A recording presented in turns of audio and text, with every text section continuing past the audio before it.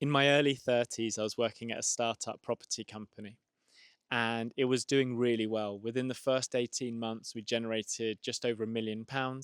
And I was the head of sales. So I was overseeing about 24, 25 people. And my life on paper was brilliant. I had an apartment in London with a beautiful balcony that overlooked the canal. I was going to the most amazing restaurants. I was going out to the best bars and I was getting to travel all around London to see the most fantastic new build apartments. And that stage of my life, I was kind of living a bit like a machine.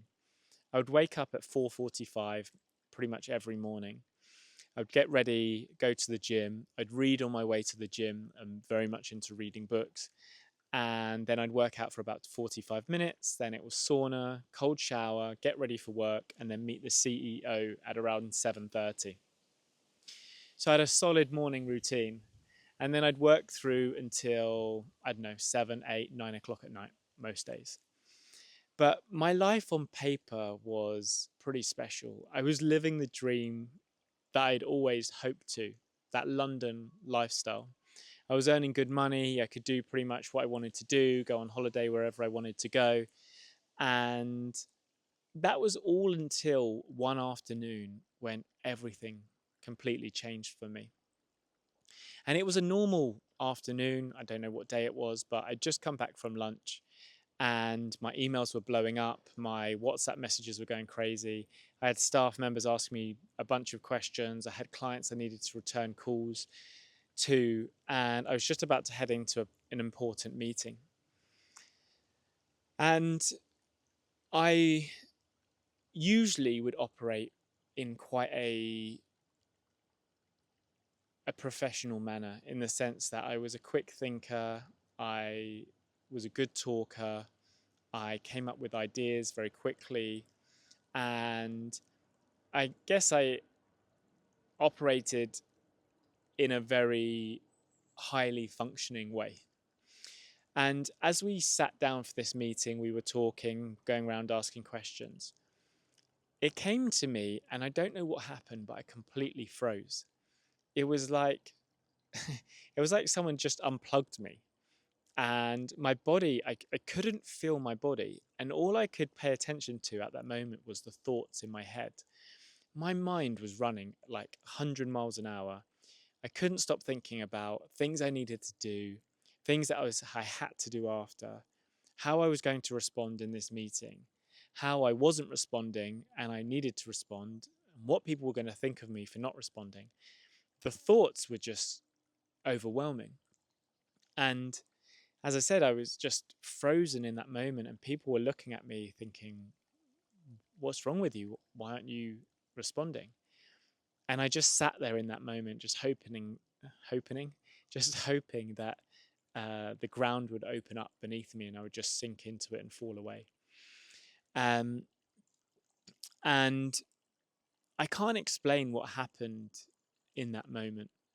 I didn't know what was happening to me. And the scariest part was it didn't feel like burnout because I was doing everything right. I was very organized. I was very prepared. I was disciplined. I was doing all the things that I felt like I should do to operate as a top professional in my industry. And the most important thing that I realized, and if you've ever been there, if you've ever frozen or spiraled with like overthinking, trying to make 10 decisions at once, that overthinking doesn't mean that you're broken. It doesn't mean that there's something wrong with you. It just means that your system is trying to protect you. And I didn't understand this at the time, and maybe it doesn't make sense to you right now, but your system tries to protect you from a number of things. And for me, in that moment when I was operating at such a high level, with such a fast pace, without slowing down, without rest, without ever switching off, my system was trying to protect me from getting it wrong. It was trying to protect me from being exposed. It was trying to protect me from feeling unsafe in my own success. And I think at the time, and probably most people, they think that overthinking is a mindset issue, but it's not. Overthinking is actually a survival response. And when your nervous system has been trained for years in a state of pressure, in a state of having to prove and perfectionism, then anything outside of that feels unsafe. Like stillness would feel unsafe, or clarity might feel overwhelming.